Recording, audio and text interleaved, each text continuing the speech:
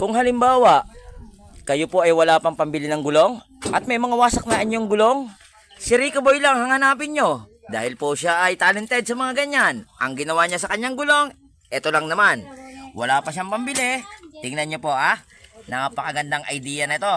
Mga paps, kung wala kang gulong, pambili, nagbabudget ka, tinatahi niya lang yan, Tinatahi, Tira nyo gulong niya may tahi.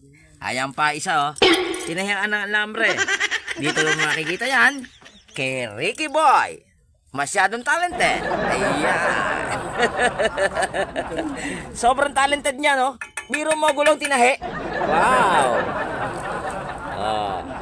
Ang lupit, Ang lupit ng pagkakadali, Tinahi, Wasak-wasak na gulong pero napapag-ari pa.